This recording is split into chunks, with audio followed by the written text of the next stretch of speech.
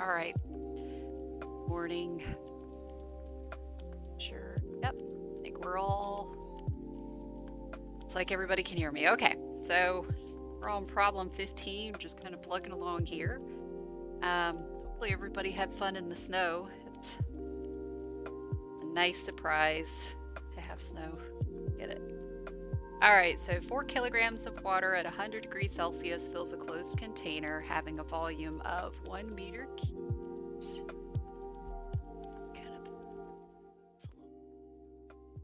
If the water at this state is a vapor, determine the pressure in bar. If it's two-phase, then we're going to determine the quality. So we've put, okay, we got 4 kilograms of mass. We've also noted the substance, and then the other properties that they've given us are temperature and volume. So first thing we need to do is figure out what our state is. Let's do that. So we're going to find the state. And they're kind of indicating that it's probably superheated or it's two-phase, so that's probably what I'm expecting, but so superheated or saturated, another way of putting that. So to go to our saturated tables for water, so either table A2 or A3, doesn't really matter. We're going to use the property data there to figure out whether or not we've got saturated substance or if it's superheated. So since I know the temperature, I'm going to go to the one where it's organized by temperature. Oh man, I just heard like that that Huntersville accent coming out. Yeah, tables. All right, so degrees Celsius, and let's see, so I guess I got a little bit of ahead of myself because I need 2 independent intensive properties. So 2 independent intensive properties.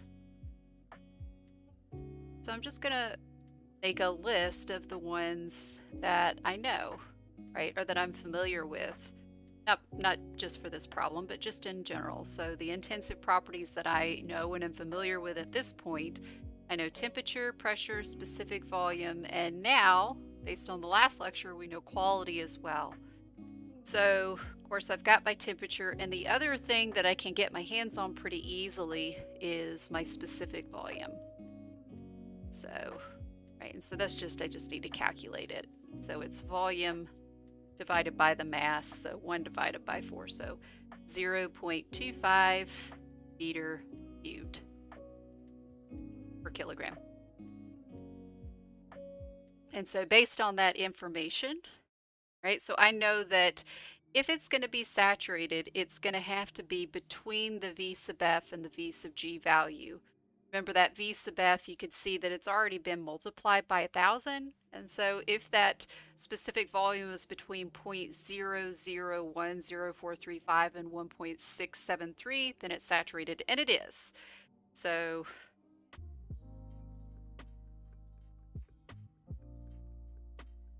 no, it's saturated. It's saturated because it's between the V sub F and the V sub G value.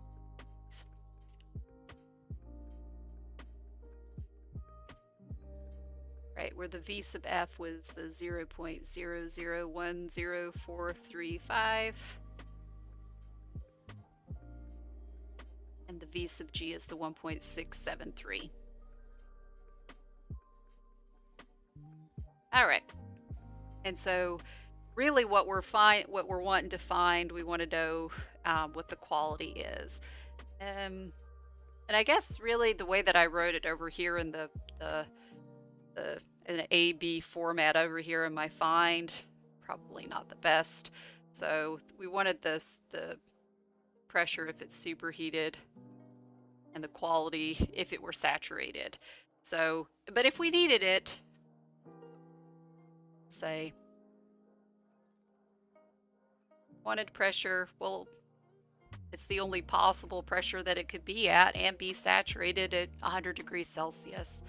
So if we wanted pressure, well, pressure is the saturation pressure at 100 degrees Celsius, which is equal to 1.10, oops, I'm sorry, 1.014 bar. But we're wanting to know the quality, so let's find our quality. And the equation that I'm going to use is that sort of weighted average way of calculating the specific volume for a two-phase mixture, dependent on the quality. So our specific volume, and this is on your equation sheet, it's the V sub F plus your quality times your V sub G minus V sub F. So I'm just going to rearrange it. Quality is V minus V sub F over sub G minus V sub F. So it's just plug and chug, isn't it? So my units are going to cancel out, so I'm not going to take the time to repeat, meters cubed per kilogram. I'll just leave it the way, leave it unitless because, like I said, it's going to cancel out. This will be 0.0010435. That's my V sub F. My V sub G was the 1.673.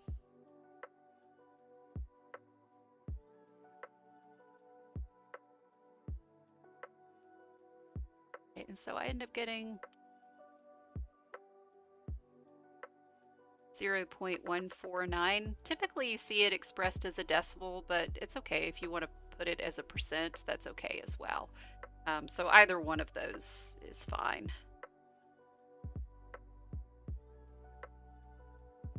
There we go. Okay.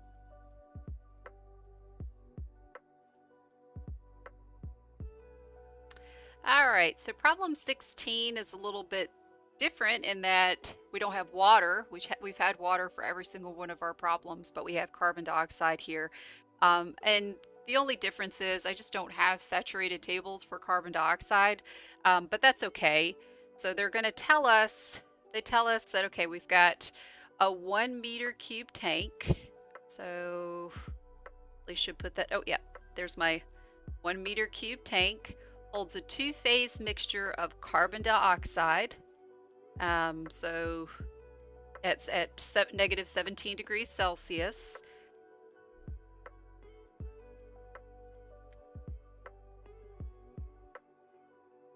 Oh, there we are. Okay. I'm like, where am I getting that 70%? The quality of the mixture is 70%. So that's this guy right here. And then, like I said, we don't have tables for saturated carbon dioxide, so the problem statement just gives us the V sub F and the V sub G value, and so I put that in my givens there. All right, so I've got all the information there that I need. So I want to find the mass of the saturated liquid. So I'm going to call that M sub F. And then I also want to find the mass of the saturated vapor, and I'm going to call that V sub G. And then I want to find the percent of the total volume occupied by the saturated liquid. So that's part B, and I think what I'm going to do, maybe I put something on here like by volume. So I'm not, not talking about by mass, I'm talking about by volume. All right. So, all right. So I've got this information. I've got my quality. And that might help me figure out part A, the mass of the saturated vapor and saturated liquid, because quality, the definition of it, it's the mass of that saturated vapor over the total mass in that two-phase mixture, which is M sub F plus my M sub G. And I don't actually have, I've got my quality, so that's good. But I've got this one equation, and I've got a couple of unknowns there, two unknowns. So I need something else, right? Well, think about like my definition of specific volume and how it relates to the mass. So, right, specific volume, it's volume divided by mass. And so, you know, my mass is equal to the volume divided by specific volume. And then we could also extend that to the mass of those specific portions, right? So the mass of the saturated liquid, B, the volume of the saturated liquid divided by the specific volume of that saturated liquid portion. Same thing, this guy, M sub G.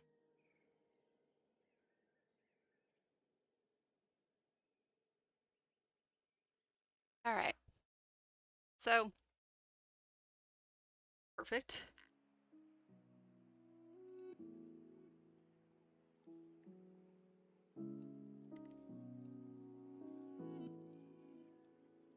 So that's one thought. Probably going to use that, but let's kind of come back to it. So the problem at this point, I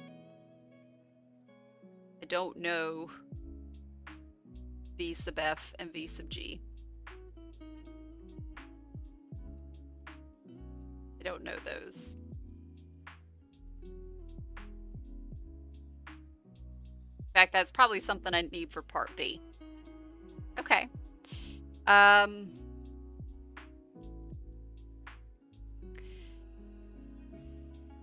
See if I can kind of simplify this a little bit more. So if this is M sub G over M, because M would be the total mass, right? The mass of those two particular parts.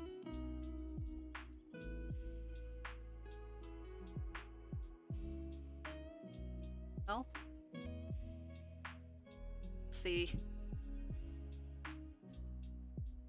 I think this mass, maybe I could calculate using this guy. So let's do that. Right? So my mass is equal to the volume over my specific volume. And my volume is given to me. That's the 1 meter cubed, but the specific volume is not given to me. But I can calculate that based on the quality. So it's going to be V sub F plus my quality times V sub G minus V sub F.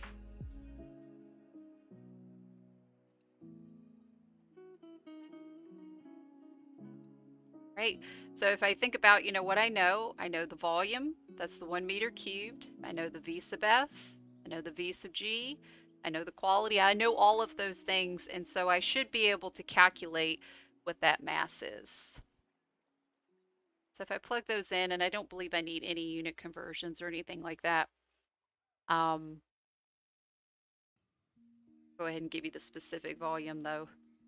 So it's 1 meter cubed, and the specific volume ends up being 0.01258.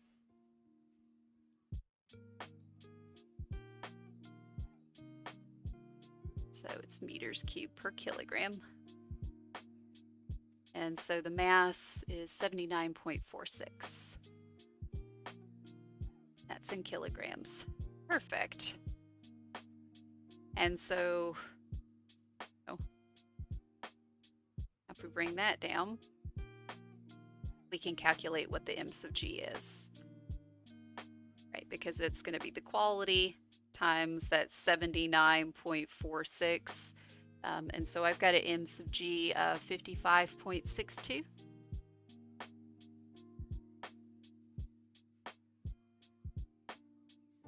Right, so that's my M sub G.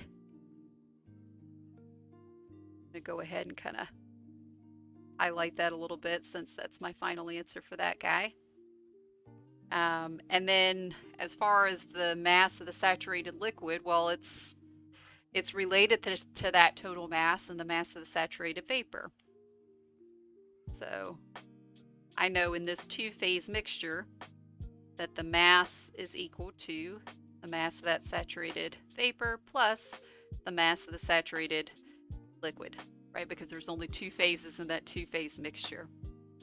So the mass of that saturated liquid is going to be equal to what, 79.46 minus 55.62, which is 23.84.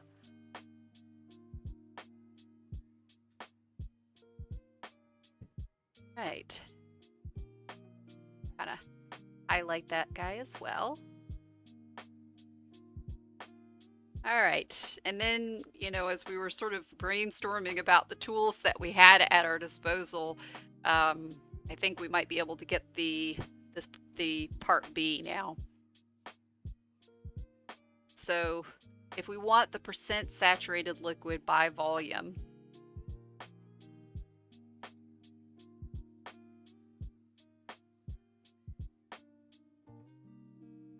wouldn't that just be the volume of your saturated liquid over the total volume, right? In obviously that's going to be a ratio, or a decimal, but you can get that as a percentage. So I don't know, since I wrote it as percentage, I'll multiply by 100. All right, so my volume is obviously, that's going to be my 1 meter cubed that's given to me. And I wasn't given the V sub F. However, I do know, let's see, I'm going to use this guy to get this V sub F. So it's going to be the mass of the saturated liquid times the V sub F over V times 100. If I kind of look at what I've, the information that I've got my M sub F, it's the 23.84. I've got the V sub F, that was given to me, that's that 0.9827 times 10 to the negative 3 number. And I've got the volume. So that should be, I think that's all I need, right? I'll go ahead and just because. So 3.84 kilograms. This will at least give people a chance to catch up in case.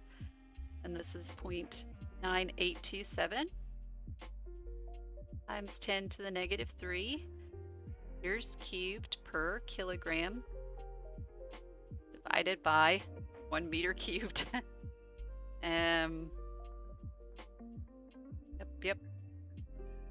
Yep. Times 100. Okay. No, a cat. Thank you. So I've got 0.0234 or 2.34%. Okay. That's that guy. Okay. I should hear it. There we go. Alrighty. So that's our problem 16. We're on to 17. We're making really good timing. Fantastic. Okay, somewhere not here. Somewhere not here. Okay. Alright, so problem 17. Water contained in a closed rigid tank, initially a saturated vapor at 200 degrees Celsius, is cooled to 100 degrees Celsius. Determine the initial and final pressures, each in bar. And then we want to, Joey, stop it. And then we want to find the initial and the final states on the sketches of the PV and the TV diagram. Okay, so let's look at what I drew in my given section. So I've got a box representing my rigid tank. And I've put that it's water. And when you see this word, you see this rigid tank, one of the assumptions that we're going to make is that the volume is constant. And that's because, I know, Joey's a very insistent cat too. I feel like he knows when I'm focused, and he sits right in front of the screen. Super annoying. All right. So the volume is constant, and that's because of that word rigid tank. And then, but the mass is also constant because it's a sealed system, right? All indication is that it's a sealed system, it's a closed system. And so another thing that we can say is that the specific volume, which is the volume divided by that mass, is also constant, right? Constant divided by a constant is a constant. All right, so that'll be important. So I'm going to just put a star by this. So if you have a problem involving a rigid tank, make sure that you note that the volume is constant, and therefore, because it's a closed system, because the mass is constant, the specific volume is constant too, and that'll be important to be able to fix state 2. All right, so it's initially a saturated vapor, meaning your quality is 1 at 200 degrees Celsius, got your temperature, and it's cooled to 100 degrees Celsius. Okay. Clean that up. And we want to draw this on a PV and a TV diagram. So in order to draw it on a PV and TV diagram, I also need to know how to spell need. I need P1, V1, and T1. I also need P2, V2, and T2. So obviously I know the temperatures, and that's all well and good, but I don't know the other 4 things. So I need those things in order to fix my state. Now, because it's a rigid tank, I know that V1 and V2 are equal to one another. So really, I just need to find 3 things and then draw it on that diagram. All right, so for state 1, so the first place that you're going is going to your saturated tables, because you got to figure out your state.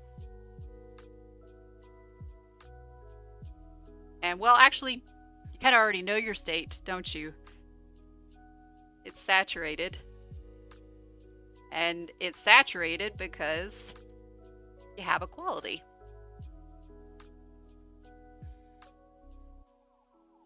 In other words, point blank, they tell you it's a saturated vapor. All right, so you are at 200 degrees, and then they told you that it's a saturated vapor. So your specific volume is the V sub G value. So I'm going to just highlight that. And then you also know your pressure, because it's the only possible pressure that you could have and be saturated. So I know that my V1, it's the specific volume V sub G at 200 degrees Celsius, and it's 0.1274 meters cubed per kilogram. And then I know P1, because it's the only possible pressure that it could be at, PSAT at 200 degrees Celsius, 15.54 bar. Right, so I'm about halfway there, really. So state 2, and when you're fixing your state, you need 2 independent intensive properties. 8. So whether it be temperature, pressure, specific volume, or quality. And so, like we just said a minute ago, we really do have it, right? We've got the temperature at state 2, and then the other thing that we know, because of the assumption that we made, is we know that the specific volume V1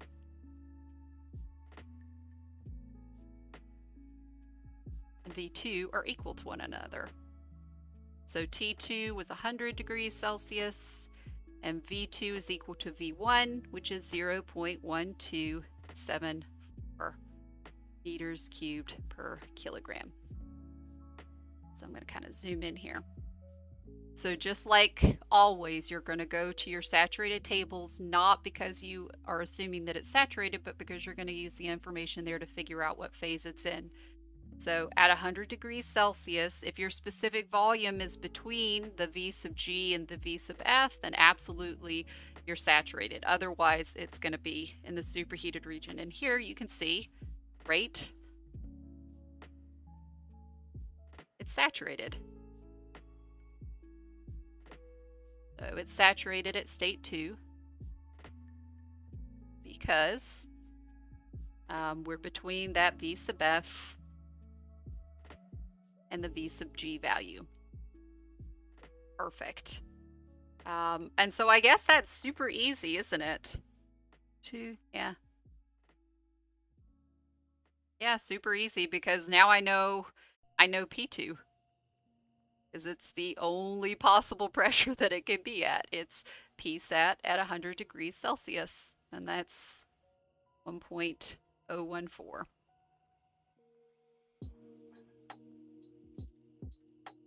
Right. And so now I'm ready to draw things on a PV and a TV diagram. So here's my pressure. Here's my specific volume.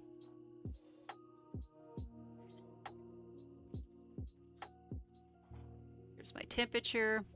Here's my specific volume. So there's a thing and there's a dome. All right. So I know state 1 was right there on that saturated liquid or saturated vapor line.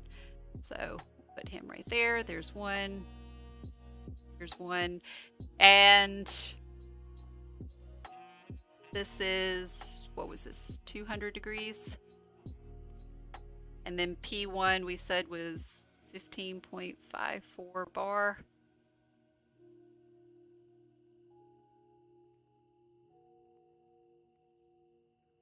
Okay.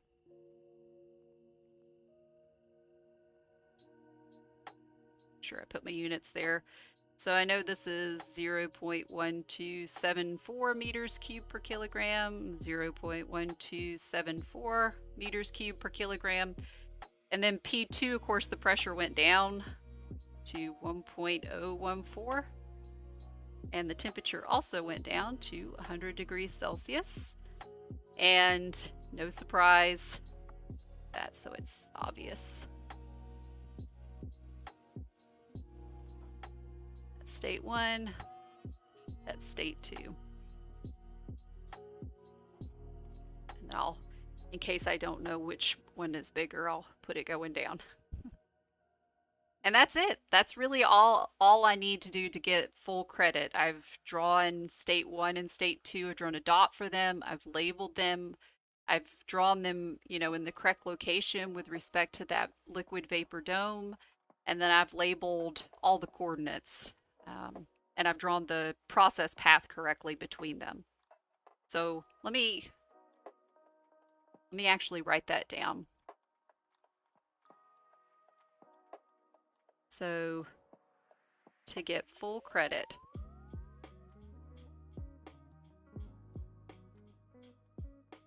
on a PV or a TV diagram,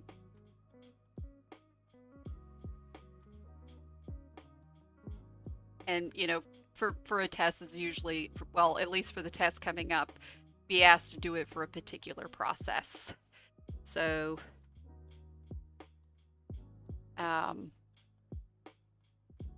so I'd say state 1 and 2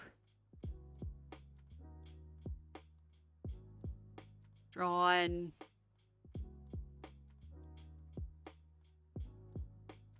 at the correct location.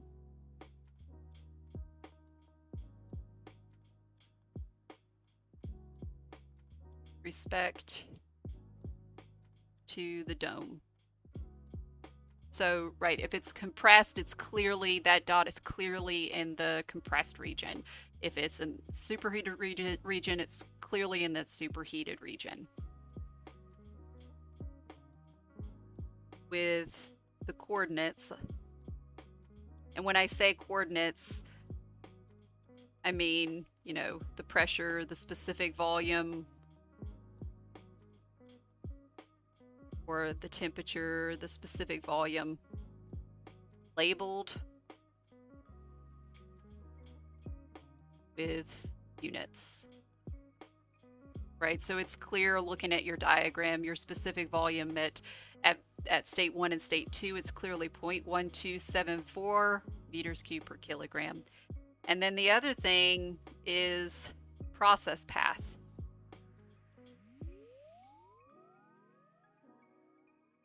Is correct. So with the constant volume process, which is what we had here because it's a rigid tank, that's pretty easy. It's going to be straight up and down no matter what. But if you have something like a constant pressure process or a constant temperature process, you need to make sure that you're drawing things along a line of constant pressure or constant temperature or whatever it is. So for example, I'm going to draw my TV diagram, but I'm going to erase it real quick.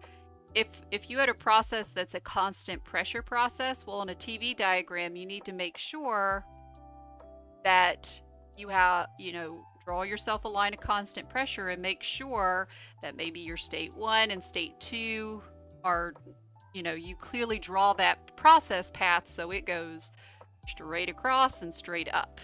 Okay, and we should have a problem like that coming up, hopefully. Let's see. Yeah, I think problem 19 is a constant pressure process. So we'll get a chance to see that one again.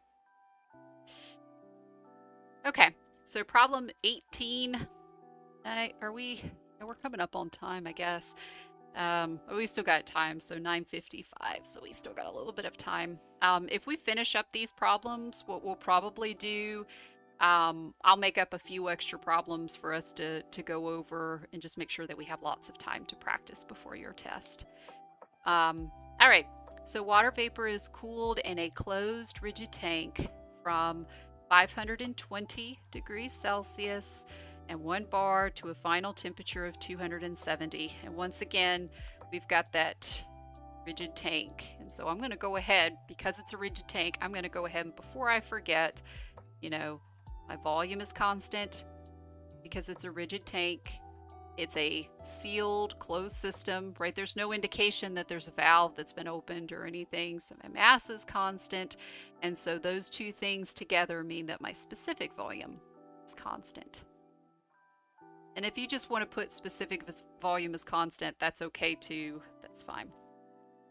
So I want to find the final pressure, which is clearly not P1, it's P2. So make sure you fix that in bar, and then I want to draw it on a TV in a PV diagram. Okay, so I need same thing as before. I need P1, T1, P1, P2, T2, and V2. And I got a couple of these things, but I don't have the others. So I need to look in those saturated tables to determine the phase. Because the phase is going to tell me which tables to look in to get that property data that I need. All right, so state 1. So I've got the temperature and I've got the pressure, and I could look in table A2 or A3. It doesn't matter. So this is, I'm going to write this, 520 degrees Celsius, 100 bar. Let me zoom in over here. All right, so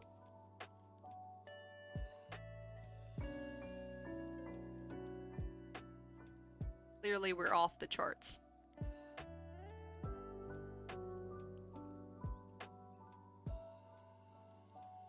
So our temperature is greater than the largest or the highest temperature on the table. And that temperature actually coincides. You'll see it's 374.14, which seems oddly specific. That temperature right there is what's called the critical temperature. And if you look in table A1, let's go look at that. So 374.14 degrees Celsius. There we go. Yeah, so your book uses just a C instead of CR. I looked over here. There we go. You looked at water, what the critical temperature is. It's 647.3 Kelvin, which should be the same as 374.14 degrees Celsius. And so that's the top of that dome. That's that top point. And I believe this was addressed in one of the earlier videos. But if you're above that temperature, it's classified as what's called a supercritical fluid. And it has properties of a gas and a liquid. You know, more of kind of like a gas because you can't see it. But for us, what we really care about is where do you get that property data? So like I said, it's a supercritical fluid. That data is on the superheated tables. And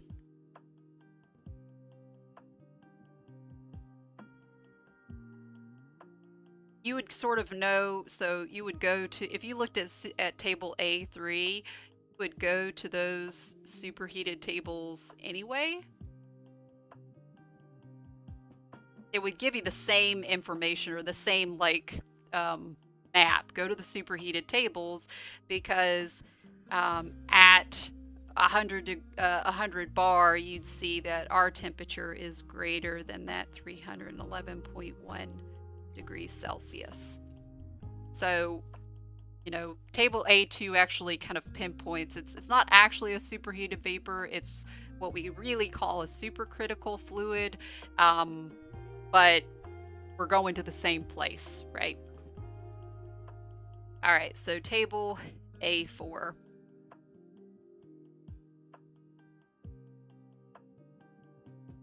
All right. All right, so we go to the box that corresponds to 100 bar, and our temperature is, what was it again? I forget. 520? This doesn't look right, does it?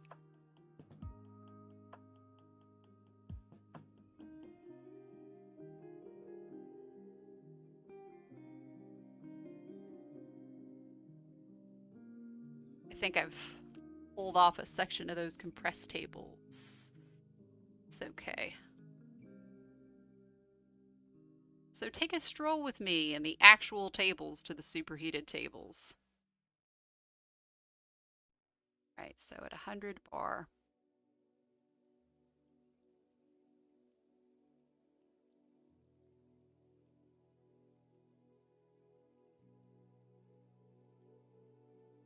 So table A4, it is superheated, the superheated tables.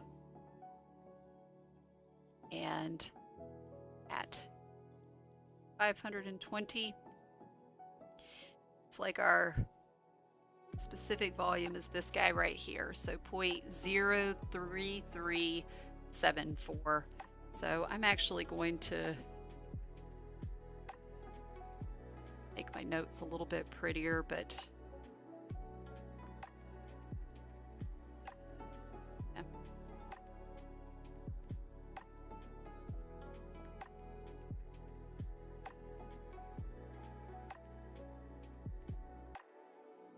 so we can tell the story a little bit more.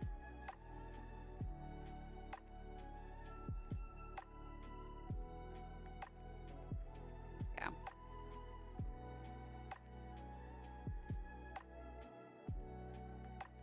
Yeah, it's close enough, right? So, but you're going to go to those superheated tables at 100 bar, 520 degrees Celsius, right? Your specific volume is 0.03394. So let's write that. So our V1, 0.03394. And that's meters cubed per kilogram. Perfect. And so if I go over to state 2, now I've got enough information to fix my state, right? Because you need 2 independent intensive properties to fix your state, don't you? You need temperature, pressure, specific volume, quality. You need 2 of those in order to fix your state. And for state 2, I know what? I know T2, it's 270. T2, 270 degrees Celsius. And then I also know, because the assumption that I've got this rigid tank, so I'm going to assume that the specific volume doesn't change. So V2, which is equal to V1, and we got that to be 0.03394, and that's meters cubed per kilogram. All right, so go to my saturated tables, because I got to figure out what phase I'm in. Let's kind of zoom in here. So I'm going to go to A2, the one that's organized by temperature, and I can see at 270 degrees Celsius, I can see that my specific volume, if it's going to be 2-phase, it's got to be between the V sub F, 0.0013023 meters cubed per kilogram, and then this 0.03564 meters cubed per kilogram. And so you could see it's just below the V sub G. So sub F.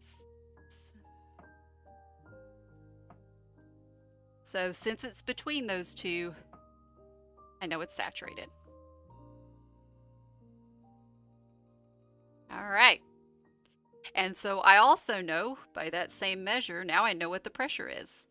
There's only one possible pressure that it could be at, and that would be the saturation pressure at 270 degrees Celsius, which is 54.99 bar. Perfect. All right. So now I'm supposed to draw this on a PB and a TV diagram, aren't I? So, oh good, I gave myself at least a little bit of room. Okay, so now that I've got those 2 items, I'm going to go ahead and draw things PB and TV. So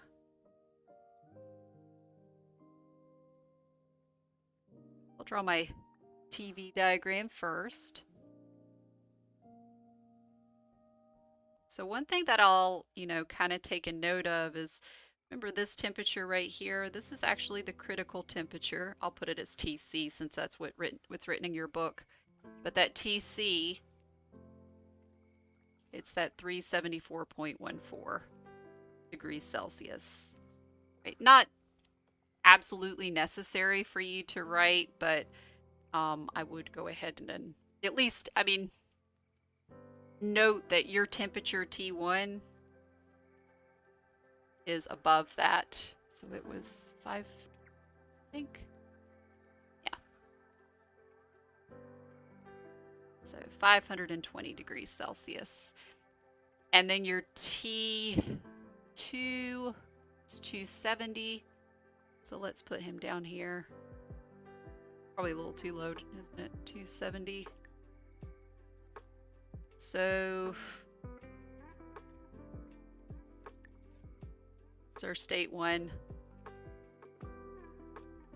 So it's, oops, obvious that it's over there. So I'd still, still draw it to the right of that dome, but it's just a little bit above the top of it because it's above that critical temperature. So that's your state 1. And then it's a constant volume process all the way down into that 2-phase region. Oh, actually, that worked out pretty well. All right, so I've drawn T1, I've drawn T2. think so. Although, now that I'm looking at it, it doesn't really... Let me fix it.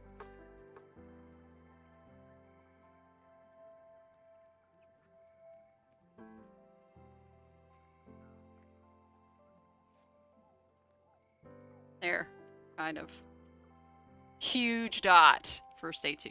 Okay, it's fine. Alright, point is it should be going up and down. Straight up and down. That looks okay.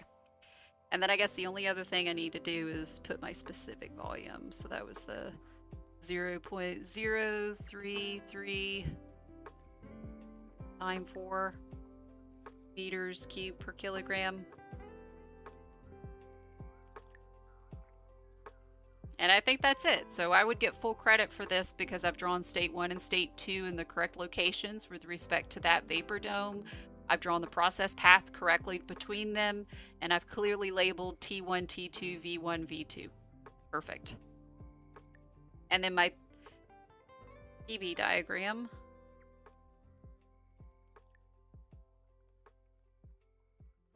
Okay. So he kind of looks like this. Remember that critical pressure was actually over here. Your critical pressure is actually a little bit higher. What's that critical pressure? If I looked in table A2 or A1, I'm sorry, let me see. There's also a critical pressure here. Yeah, pretty high, 220.9 bar, and we're at 100 bar.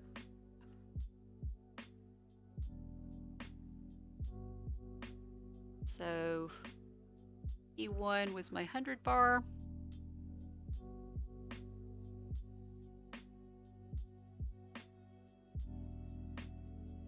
It was superheated. Sometimes you gotta like finagle your, like redraw that dome to make it so that, you know, state 1 and state 2 are right locations. If this goes straight down. There we go. I'll put him right there. There's state 2. Clearly not really drawn to scale, but close enough. There's P2, and he was 50 something. 50, I can't see. 50.99.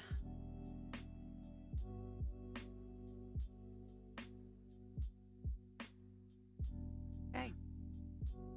So this specific volume was the same thing, 0.03394. That's meters cubed per kilogram. Okay. Professor, I think it was 54.99 bar. Oh, I'm sorry. Thank you. Perfect. Here too. And I think that's really it, right? So I've, you know, put all my units there, drawn in everything with respect to that vapor dome correctly, so I think I'm okay there. All right. So we only have 2 more minutes. I don't think it makes sense to start another problem, so we'll stop right there. But if you're kind of looking ahead, we only have 2 more problems. So I will probably, I think the only thing that we kind of need to work on a little bit more might be some of the interpolation, and so we might do some work interpolating a little bit more. Okay, I'll make up some more problems for next time. Okay, sound good? All right, thank you guys. I'll hop on over to office hours, and I'll be there until my next class. Okay. Quick, thank you, ma'am. Thank you.